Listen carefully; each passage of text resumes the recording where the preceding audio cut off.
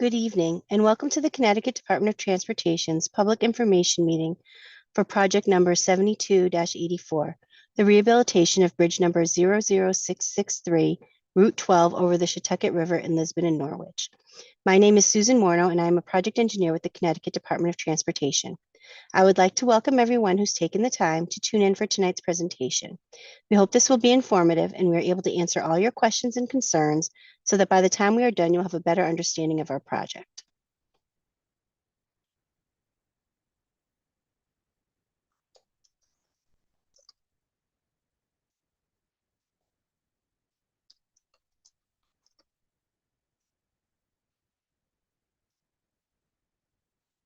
Available to those joining us tonight through Zoom is the option to view captions or subtitles. To turn on this feature, select the Show Captions button at the bottom of your screen. Then select Speaking Language, and then select the desired language. At this time, Leslie Ruiz will go over these directions in Spanish. Para los que nos acompañan esta noche a través de Zoom, tendrán la opción de subtítulos. Para activar esta función, selecciona el botón Show Captions, localizado en la parte inferior de la pantalla. Luego selecciona el botón Speaking Language y seleccione el idioma deseado.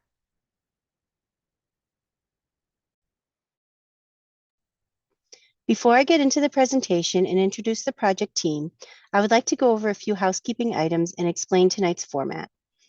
Our presentation will last approximately 20 minutes and will include a description of the existing conditions, the purpose and need for the project, and our proposed design.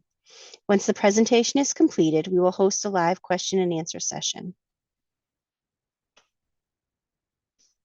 We would like you to know that no person shall, on the basis of race, color, or national origin, be excluded from participation or subject to discrimination in the development of this project, and that there is a civil rights flyer available.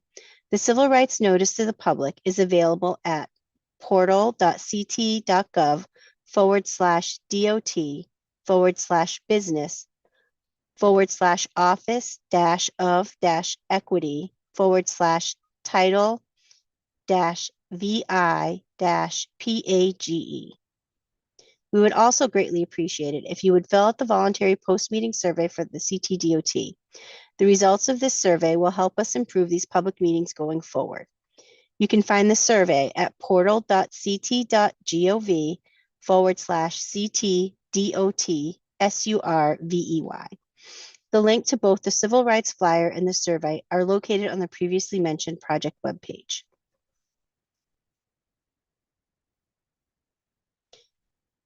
This slide shows the Title VI notice to the public in English. It describes the process to file a complaint with the Connecticut Department of Transportation. I will pause for a few moments so you have a chance to read the slide.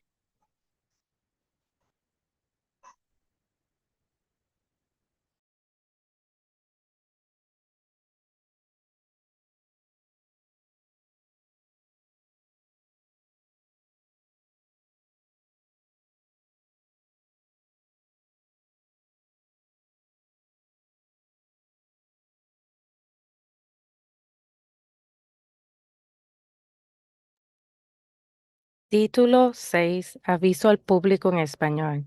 Esta página describe el proceso para presentar una queja ante el Departamento de Transportación de Connecticut. Voy a hacer una pausa por unos momentos para que tengan la oportunidad de leerla.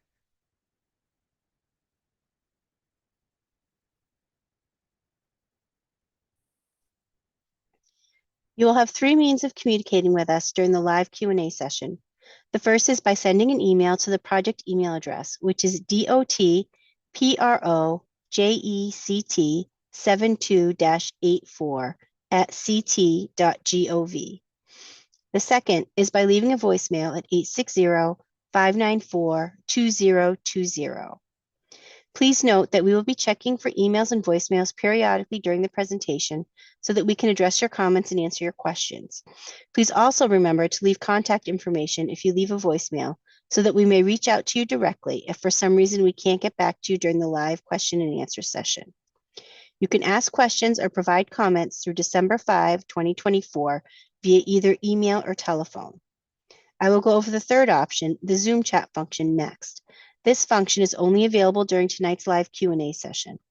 A recording of tonight's entire presentation, including the Q&A session, will be stored on the project webpage. The webpage can be found at portal.ct.gov/DOTLISBON72-84. Closed captioning, including the non-English translations, will be available at that time. To ask a question or make a comment using the Zoom Q&A feature, click on the Q&A tool at the bottom of the Zoom webinar window. This will bring up the Zoom Q&A chat window. You can hit send and the project team will then see your question. On the screen, you will see your question and any other questions that have already been answered.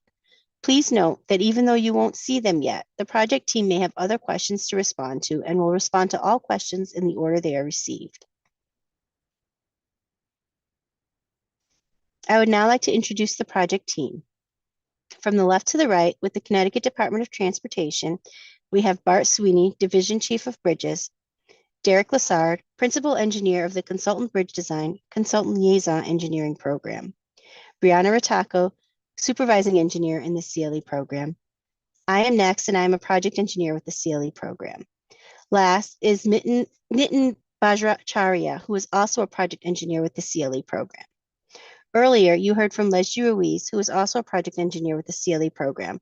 She will also be available during the Q&A session should anyone need a question translated from Spanish.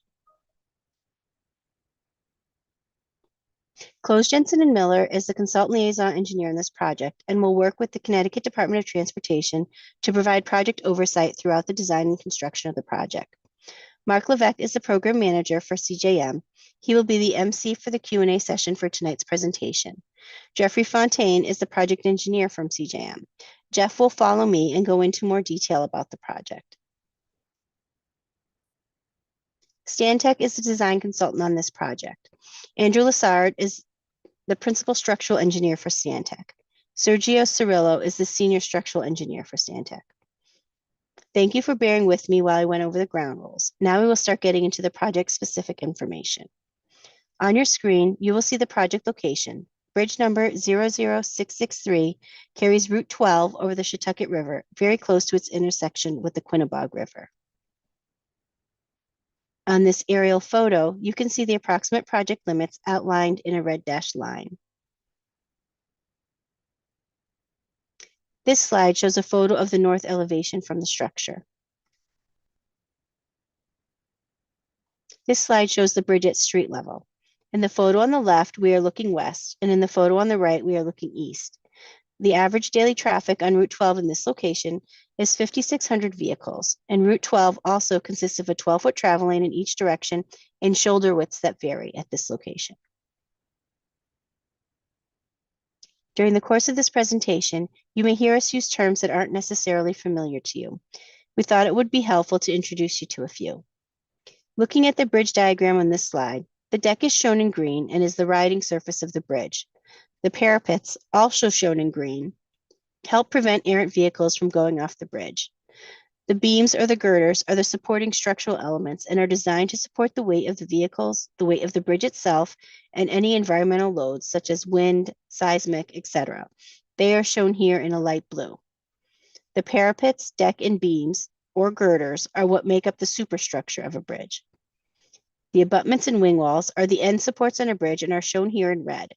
Intermediate supports, if any, are called piers and are shown here in a darker blue. Together, the piers, abutments, and wing walls are known as the substructure of the bridge. The substructure supports the superstructure and also helps to transmit loads from the superstructure down to the bridge foundations. At this time, I would like to hand the presentation over to Jeff Fontaine of CJM, who will give you an overview of the existing structure for bridge number 00663. Thank you, Sue. As Sue had mentioned, I'm Jeff Fontaine with Close Jensen and Miller. Basically shown here is a plan view of the existing bridge, which is highlighted in yellow, with the existing sidewalk along the north side of Route 12, shown in orange. The existing bridge is a 3-span continuous steel multi-girder structure founded on reinforced concrete abutments and piers on spread footings. The existing curb-to-curb width is 31 feet 3 inches, and the bridge was originally built in 1939 and reconstructed in 1988.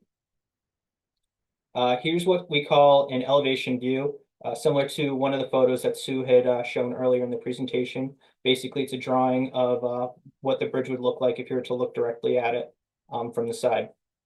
So again, the existing bridge is shown in yellow with the water course shown in blue and the existing grading in the lighter brown. Just a few details about the bridge. There are two piers that support this structure. The westernmost is founded directly on ledge or bedrock. And the pier number 2, the easternmost, is supported by steel piles driven to bedrock. The overall length of the bridge is roughly 274 feet.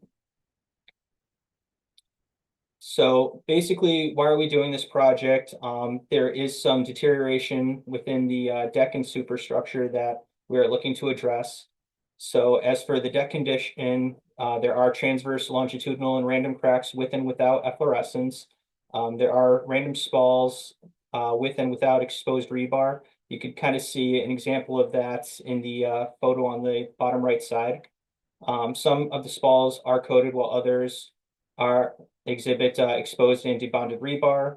And there are some hollow areas up to 30 square feet. As for the superstructure, this is basically the beams and girders and the bearings, which basically support the beams on the piers and abutments, as Sue had mentioned earlier. The fixed bearings have isolated peeling and light rust, with the abutment 2 bearings having tilted anchor bolts. The expansion bearings have peeling paint with light to heavy rust. Pin and hangers, which is connection mid-span of the beams, have areas of pack rust and painted over section loss. And some of the steel girders have areas of peeling paint and light to heavy rust throughout. And also there are various areas of section loss along the girders. So the purpose and need of this project, basically the purpose is to address the structural deficiencies associated with the deterioration of the deck and superstructure in order to extend the service life of the bridge while minimizing impacts to Route 12 traffic and any in-water work within the Shetucket River, basically to maintain the bridge and keep it in a state of good repair. So for the proposed project, we're basically looking to replace the existing deck and superstructure. And as mentioned earlier, the existing system was a pin and hanger system. We'll be replacing it with continuous steel beams. We'll be replacing the bearings and cast in place concrete deck with waterproofing membrane and bituminous overlay will be installed. That's basically like the driving wearing surface. And we'll also be installing new parapets and approach guide rail. Basically in the image, you could sort of see highlighted in yellow the limits of the proposed bridge. It's not very much different from the existing. And then the red lines there are the new guide rail that would be installed approaching the bridge. Further west of the project in the city of Norwich, we will be extending the sidewalk on the north side to the intersection with Blissville Road.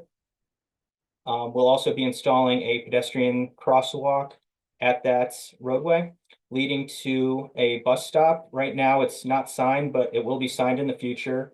Not part of this project, but separate from this project. And as part of this project, we will be adding a bench for that bus stop. Just a quick comparison for the proposed rehabilitation. On the left side, you see the existing cross section, which is basically if you were to slice the bridge down the middle and then basically look at what it looks like from there.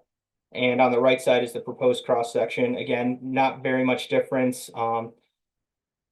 What is going to be different is we will be slightly widening the curb to curb width. Previously or currently it's 15 feet travelway in each direction, which accommodates a 12-foot travel lane and 3-foot shoulder. That will be widened slightly in the proposed condition with 11-foot travel lanes and 5-foot shoulders. And we will also be installing a 5-foot chain link fence along the side of the bridge with the sidewalk. So for all this work to happen, we anticipate 2 stages of construction. The first stage would be reconstruction of the north side of the bridge, which includes the sidewalk. We would basically handle traffic by means of signal controlled alternating one-way traffic operations. There will be signals at each side of the bridge, including at the intersection with Lower Blissville Road. We are also anticipating the potential need for a detour for traffic during the demolition and erection of the steel beams. Those detours would be in place during a series of non-consecutive short-term durations. We wouldn't expect them to be very long, either overnight or during weekend closures. And again, those would be non-consecutive. So they wouldn't be in place for a very lengthy durations or times. So stage 2 would basically be transferring traffic to the north side, which was the newly constructed portion of the bridge, while construction is happening on the south side of the bridge. Same deal as stage 1. There is a potential for detours to be needed for the demolition and erection of the steel beams, and the sidewalk will be reopened during stage 2.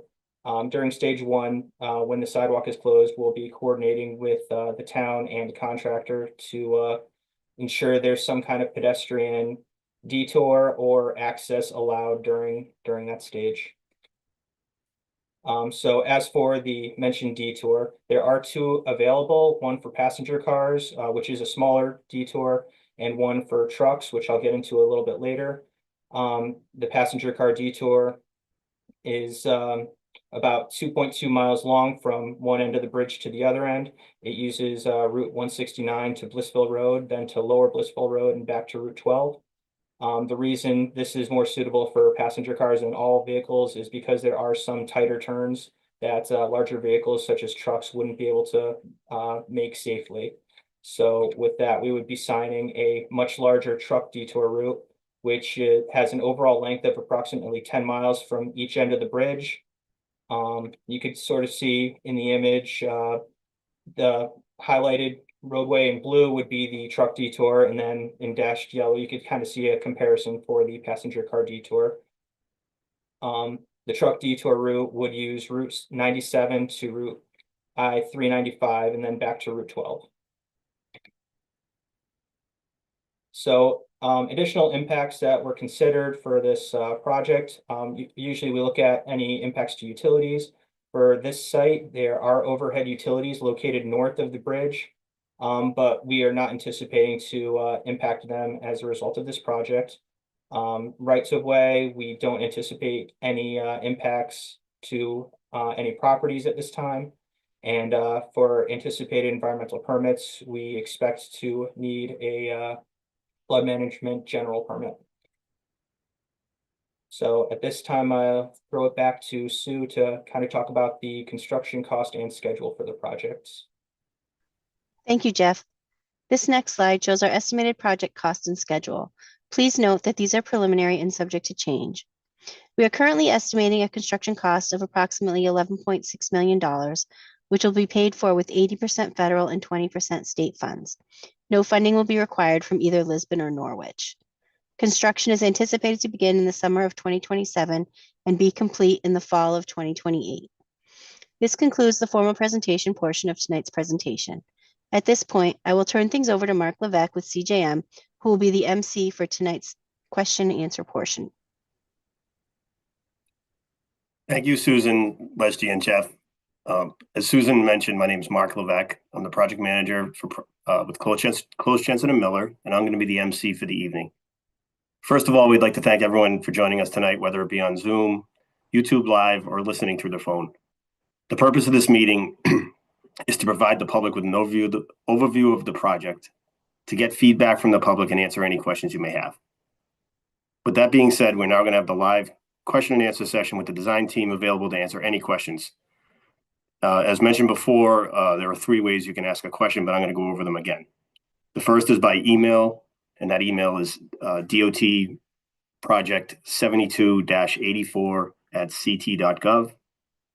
I added that to the the Zoom chat. The second is by voicemail. That phone number is 860-594-2020. We do ask that you include the project number, which is 72-84 with your voicemail. So the voicemail goes to the appropriate project team. And third is for those who joined us through the Zoom is our live Q&A function on Zoom. There should be a tab on your Zoom screen that says Q&A, and you just click the tab, type your question, and hit send. There's a box that will, this Zoom Q&A function will only be available during this live meeting. It's not available if you're watching on YouTube, unfortunately. So if you're watching on YouTube, please ask your questions through the email or voicemail. We'll try to answer any of those email and voicemail questions during this meeting. We'll be checking both throughout the remainder of the meeting. That email and voicemail will be available for the next 2 weeks, and we'll be responding to those up until December 5th, 2024. And as a reminder, Leslie Ruiz is here and we'll be able to answer any questions in Spanish if that's needed. I do want to remind everybody of the project webpage. I put it in the chat. It's portal.ct.gov/DOT Lisbon 72-84. There's a lot of good information on this project, including the email and voicemail numbers, and there's an optional post-meeting survey that we would appreciate if anyone could fill out. I'll also add that survey link to the chat. This survey helps us get feedback on this meeting and how we can improve future meetings. But now we're ready to start the live Q&A session.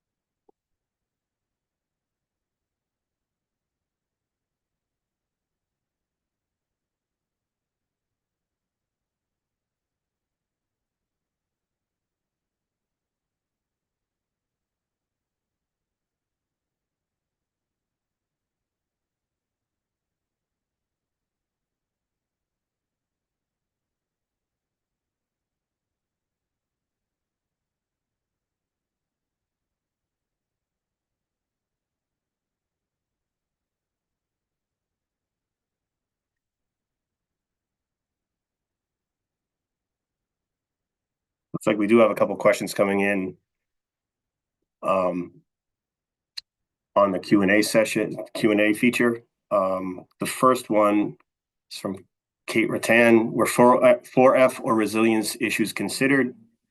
If so, how?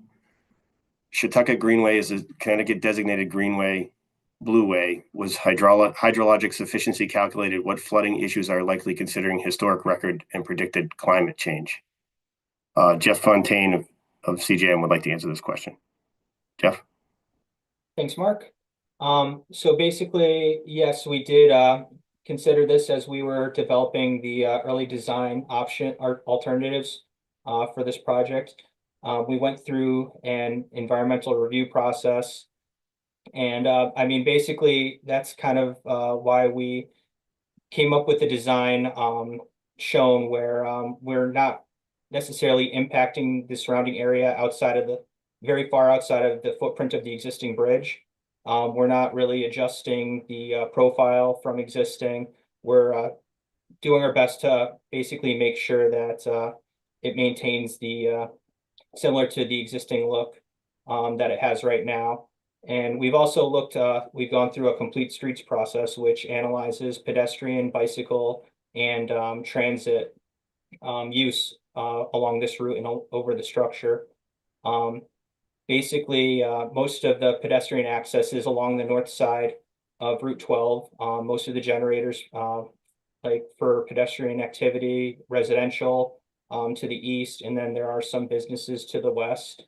Most of those are all located along the north side of Route 12. So one option that we had looked at was if we needed a sidewalk on the south side, which based on those generators, we kind of deemed not necessary. As for bicycle consideration, we are proposing slightly wider shoulders, which would allow for an improved bicycle use of the bridge. We're going from 3-foot shoulders to 5-foot shoulders with a slightly reduced travel lane. And then as far as transit improvements, we are adding the crosswalk at the Blissville intersection, and then the bench for the bus stop. As for flooding issues and hydraulic sufficiency, luckily I could kind of jump back in the presentation a little bit to the view of the elevation. Sorry. But one of our goals for this project was to stay out of the water course. As you can see, like our superstructure is very high above the water as it is now. We're not necessarily changing the low chord with us going to a continuous steel beam superstructure. We do have the ability to improve on that low chord with stronger beams. But as far as flood elevations, the elevation right now for the low chord is not impacted. I don't have the exact storm event, whether 100 or 500, but based on our original analysis, we did not have any impacts to any anticipated flood storm events. Thanks, Jeff. I do want to add a little information on that resiliency. Is I believe the existing design storm, I think there was about a foot of underclearance to the low chord. With a structure of this size, I think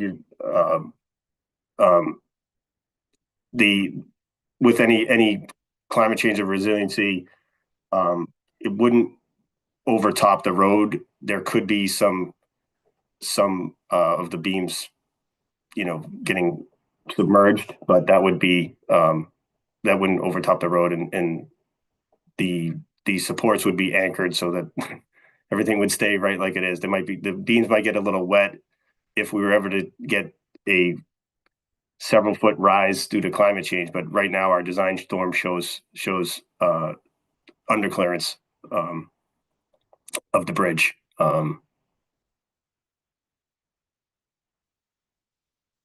And we do have another question. What coordination was done with the employer to the east, Bob's Furniture Warehouse? They have heavy freight use and will be significantly impacted by the detour. Did the detour consider the truck routes for this employer? I believe Jeff is going to answer that question as well. Yep, thank you, Mark. So just gonna jump to the slide here for the detour. So yes, we did consider truck traffic, not specifically the Bob's Furniture Warehouse. That is something we could coordinate with in the future. We will be coordinating with both the city of Norwich and the town of Lisbon as the project progresses to make sure we basically handle any kind of concerns that local or at the town or city level to make sure they get addressed as part of the project. Again, not specifically the Bob's Furniture Warehouse, but because of our review of the local, the 2.2 passenger car detour, we looked at turning radii for that and saw that they were not very suitable for larger trucks. Therefore, as far as the quickest way around the bridge and around the work, we basically show this truck detour route, which is basically all on state routes that could be easily accessed by trucks.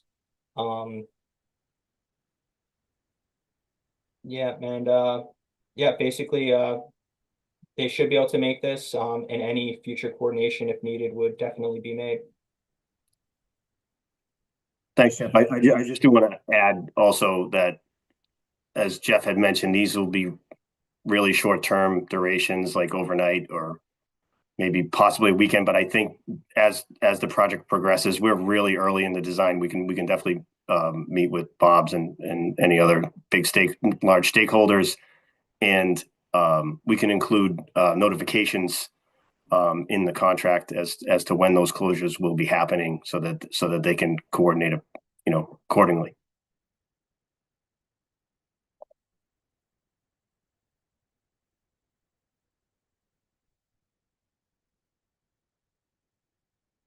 And again, I want to remind everybody you can, if you're watching on YouTube, you can call into our phone number.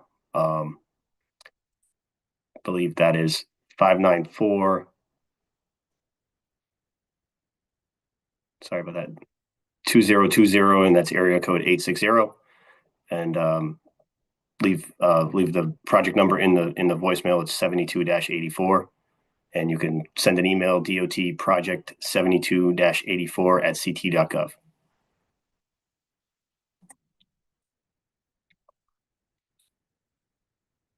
We do have another question. Why was the decision made to include sidewalks only on one side of the? I think they meant bridge. The span will be made wider. Why not keep the travel lane the current width and add on to the width of the span? I do want to start in the cross section is probably a really good place to start. Technically, we're not widening the bridge. We're actually putting back what's out there.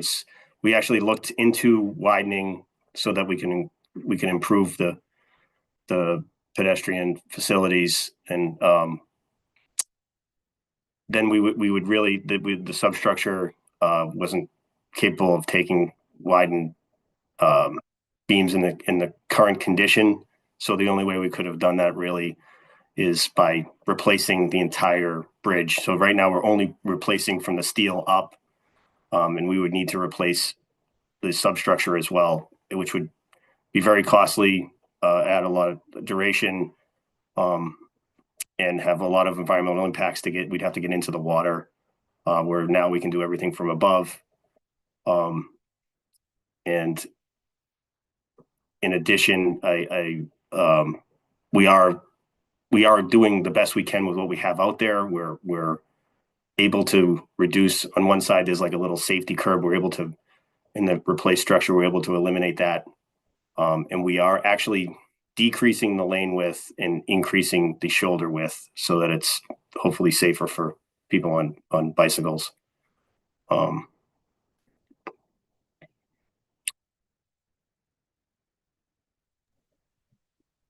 Also, Mark, to add to that, as mentioned before, as for the need for a sidewalk on the south side, there aren't necessarily a lot of what we call pedestrian generators that would necessitate the need for a sidewalk on the south side.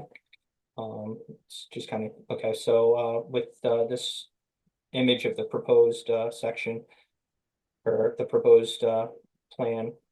To the northeast, there are a significant number of residential houses and buildings which would generate pedestrians.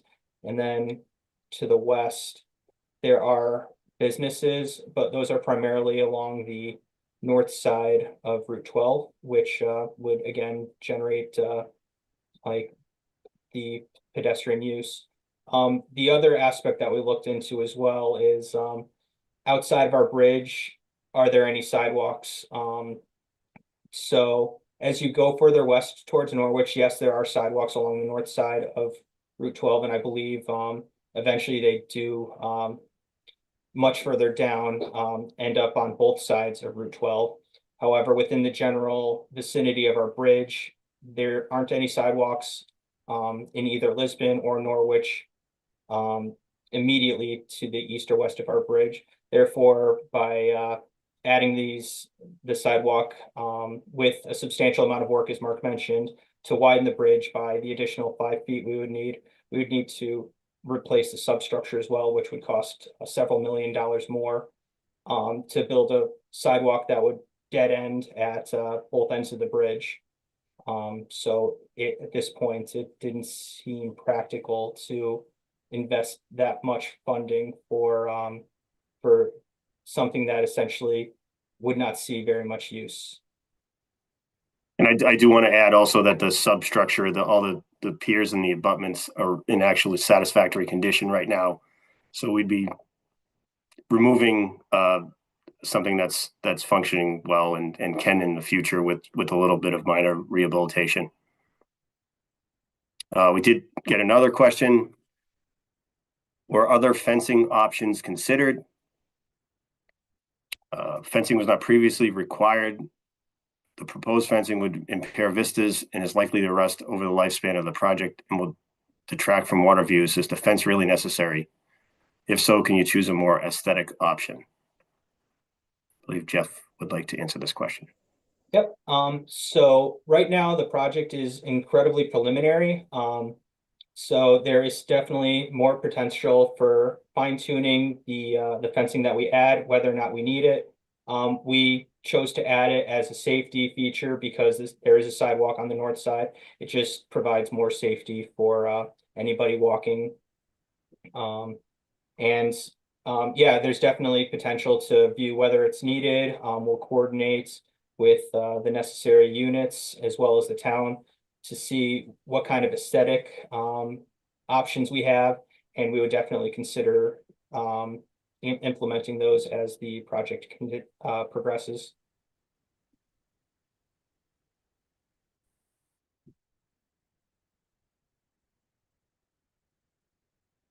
Okay, thanks, Jeff.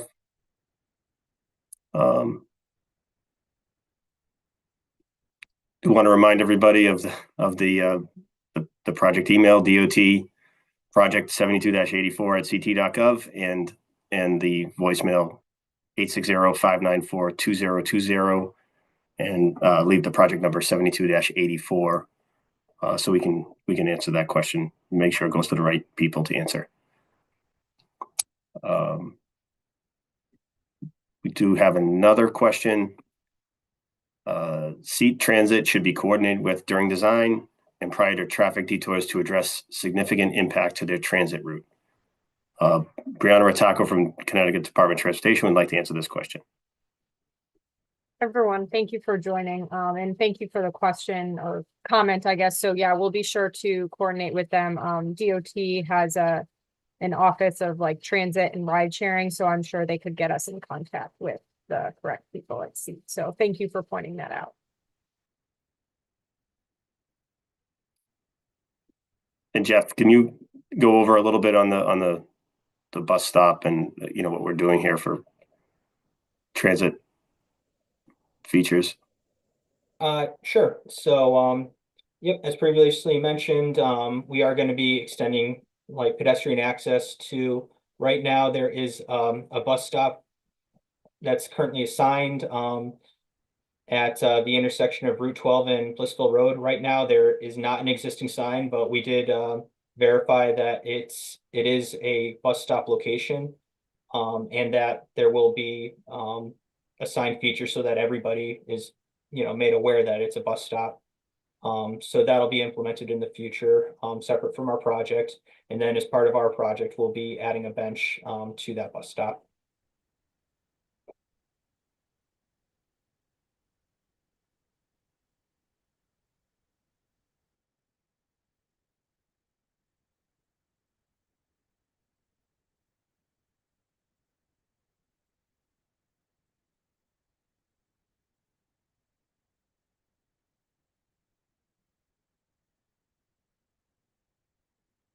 Thank you, Jeff. And these are great questions that we really appreciate you joining us and asking the questions. It's good to know what you're interested in and how we can improve our project.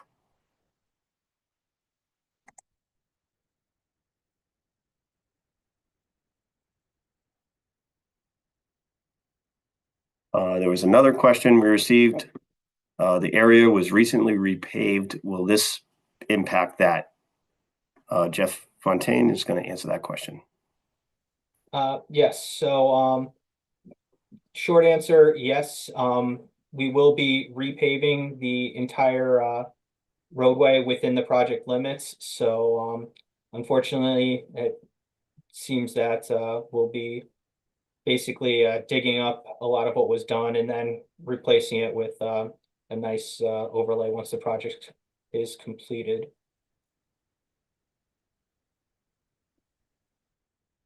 And I do want to add, it will be a few years though. So I think we're, like Jeff had mentioned, we're preliminary design.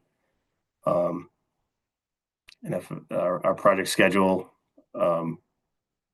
construction started summer of 2027. So there'll be a few years of use of that new pavement before we have to, because we're ripping up the entire steel beams and deck and existing pavement, yes, but you'll have a few years of good use before we get to it.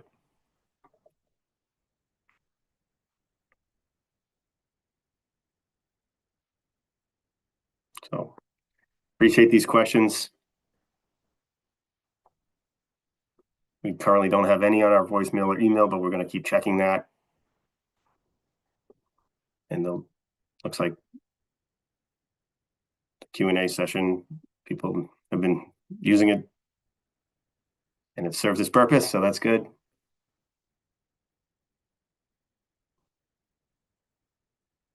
You can see on the screen the different ways you can ask questions. And please visit that project webpage, portal.ct.gov/DOT Lisbon 72-84.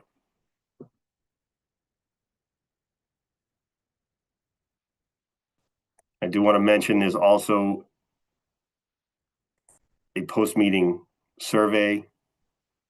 I'm going to put that into the chat as well. So if you have a chance, it'd be great if you could visit the survey and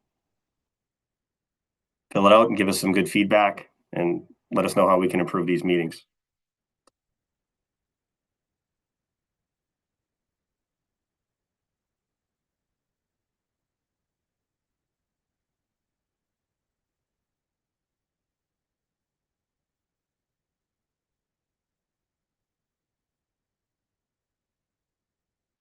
Okay, we just got a couple more questions. The first, you may want to consider adding do not block intersection for the driveway to the parcel where all of the Norwich school buses are located.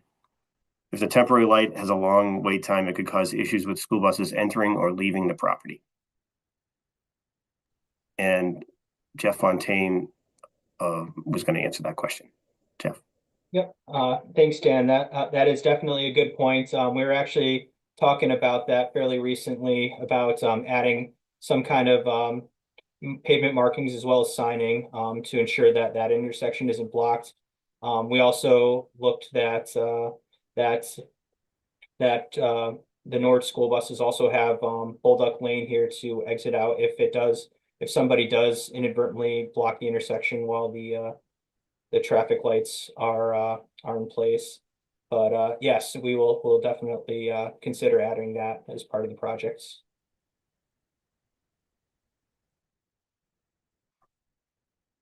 Great, thanks, Jeff. Yes, we were just talking about that. Jeff and I brought it up, and we wanted to make sure that the cars that are backed up, if they are at the light waiting for their turn to turn green, didn't block that intersection. So I think either striping of the road or the do not block intersection or something like that. I don't think we need to necessarily signalize that area, but I think it's a great suggestion. Thank you. Do have another question. Would the passenger car detour not be better done via Ice House Road? And Jeff is going to answer that question as well. So when we look at detour routes, one thing we try to incorporate as much as possible is state routes. Otherwise, we would have to enter into a detour agreement with the town or the city in this case. For this passenger car detour, I believe we would need to look at entering one of those agreements because of Lower Blissville Road. But again, our goal is to try to stay on state routes as much as possible.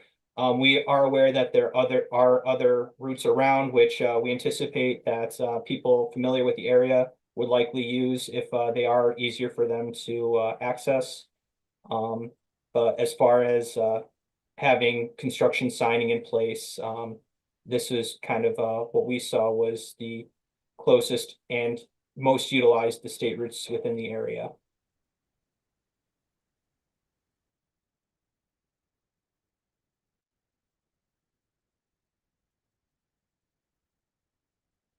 Thanks, Jeff.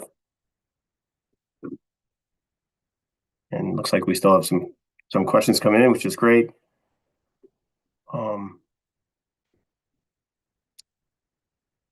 We'll look to getting those answered very quickly.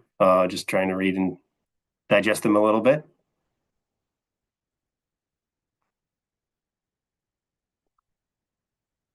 One question, what are the anticipated impacts to school bus routes? It may be minor since it is close to the town border. Are there school children who will need the detour? And Jeff is going to answer that question. Jeff.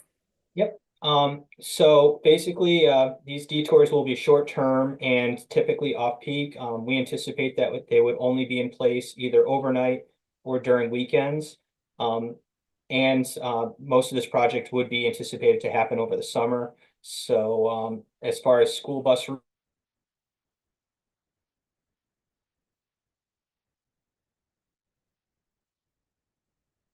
Oh, it looks like Jeff froze. I don't know what he was going to say exactly, but I think what he's saying is that the detours will be primarily when school's not in session or if weekends or overnights. And also the signal may be a slight delay if any school buses cross over the bridge. I'm not sure they do. Like you said, it's right at the town border. But it would only be a slight delay for that. So we don't think there'll be a significant impact on school bus routes. Another question came in. The greenway was designated based upon biodiversity of the river. Will any NDDB listed species be impacted either temporarily or permanently? Brianna Rataco from Connecticut Department of Transportation is going to answer that question. Brianna. Yes, thank you for the question. So based on the environmental review that was done for this project, it appears that there's a potential presence of the northern long-eared bat within the northern long-eared bat within the project area. So that would just require some like time of year restrictions for clearing of trees. So we are aware of that listed species for this project. Thank you, Brianna. And we'll continue to coordinate as the project progresses, in case any other species enter the area that are endangered or. So thank you. We do have another. I'm not sure if it's an answer, but there was a question that said should not be an issue. Maybe Dan was speaking. Just Dan was speaking of the school buses. Maybe he was agreeing with us. I'm not sure what that question is, but if it's something else, and Dan, please type it again. School bus routes. Okay, thank you. Appreciate that. Yeah, this is great. Lots of good questions. Keep them coming. We'll stay as long as we need to. I do want to reiterate that this is being, I don't know if I mentioned it, it's being broadcast via YouTube. I think it was mentioned, but I didn't mention it recently. I put the link in the chat. So you'll be able to watch this. There's an actual DOT page on YouTube, and all the previous meetings are on there. This will be on pretty much immediately following the meeting. Might take a little bit of time to get out there, but then you could just watch this whole to play back this entire video.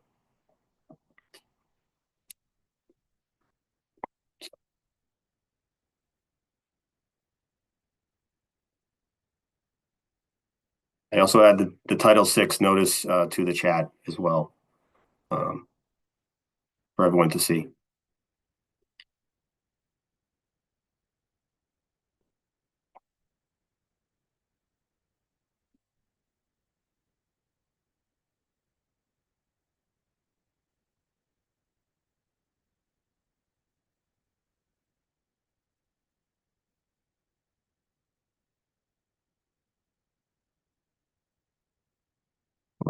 continue to check the email and the voicemail. We haven't had any come in yet, but if they do, we'll try to answer during this session. And as a reminder, we'll answer up to two weeks following this meeting. I think that's December 5th, 2024. And we'll be checking that and hopefully giving you, if you give us a call or send an email, we'll give you a response as soon as we can.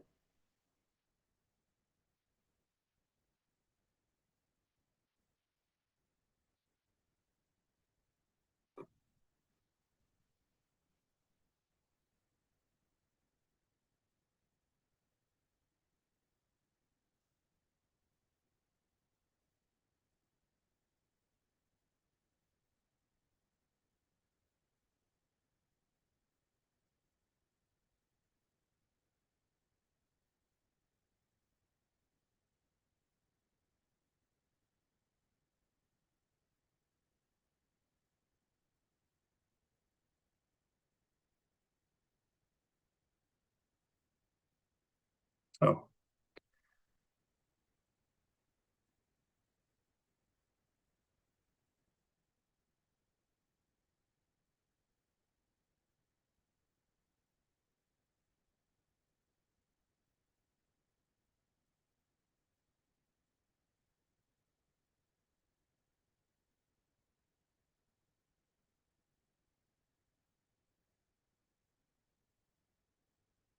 We do have another question. How will the detour be communicated to residents? Can you make that information available in Haitian, Creole, and Spanish? Haitian Creole is significant in Taftville nearby. I'm going to start during construction. District 2 construction office oversees the construction, and they issue. They can issue public notices. I don't think a detour would be signed in a different language, but we do publish notices in the paper when necessary if there's any road closures and things like that, and maybe on the web DOT web page. They can be published in. I think for this meeting we actually published in Spanish one of the notices,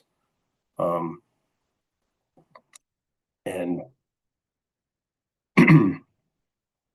I think they could possibly do the different language as well. And thank you for pointing that out to us. It's good to know. Yeah, and I'll just add, if the public or the press releases, if they're posted to the DOT website, the newer DOT website has the like a translation option right on the web page, and Spanish and Haitian are both options that can be selected. So assuming that the press release is posted to the website, then that would be available. Thank you, Brianna.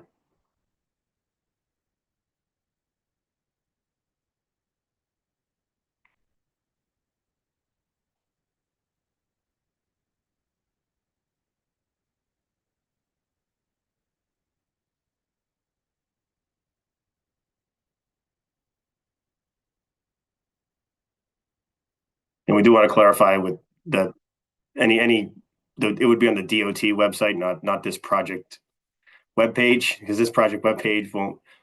By the time this is in construction, that this will be. Well, the design will be much further developed, and any of those press releases would be on the DOT webpage.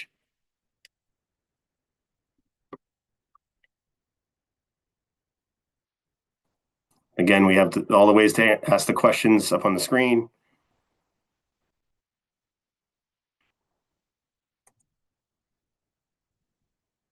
Phone number 860-594-2020. Email is dotproject72-84@ct.gov. And the webpage is portal.ct.gov/DOT Lisbon 72-84.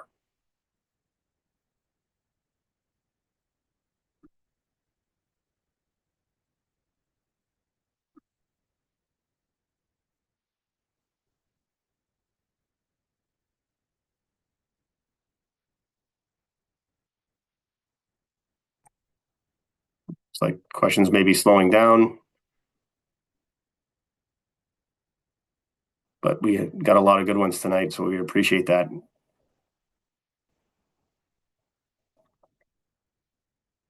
Hopefully you can use some of these questions preparing for our next meeting.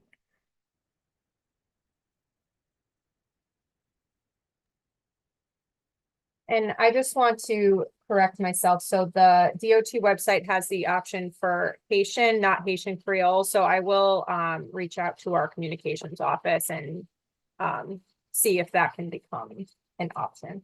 So sorry, I apologize for that confusion there.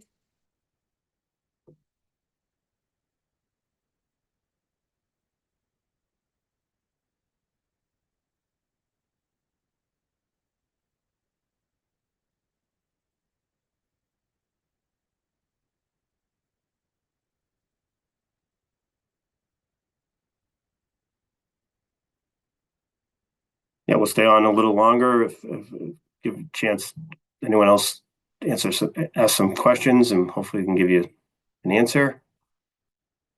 But if you can't think of it right now and you do think of it later, just remember we have the voicemail and the DOT email. That's 860-594-2020. Mention project 7284. And one more time, DOT project 72-84 at ct.gov.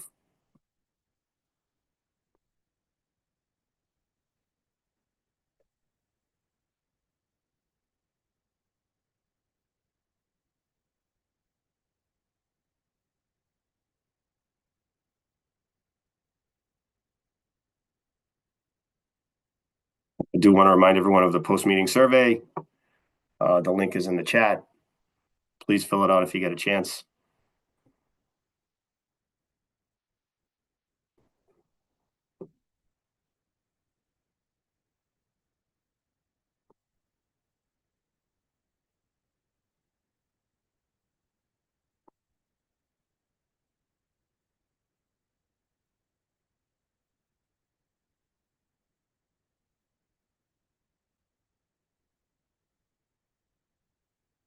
All right, looks like we don't have any more questions. There's none from the voicemail or the email right now. And no more in the Q&A, but we do appreciate all these questions. It's been great. I think we're going to try to wrap it up now. I just want to remind everyone you can ask those questions through the email or voicemail for the next 2 weeks ending December 5th, 2024, and the design team will try to respond. Again, a recording of this presentation will be available on YouTube right after this meeting. Link is in the chat. If you don't remember the link, you can just go look on YouTube and just look in the Connecticut Department of Transportation. You should be able to find our webpage. You'll also be able to find the links to the project email, voicemail number, and the recorded YouTube live presentation on the project webpage. It's portal.ct.gov/DOT Lisbon 72-84. We want to thank you for taking your time out of your day to join us. We really appreciate you being here, getting your questions and your feedback. Thank you, and have a good night.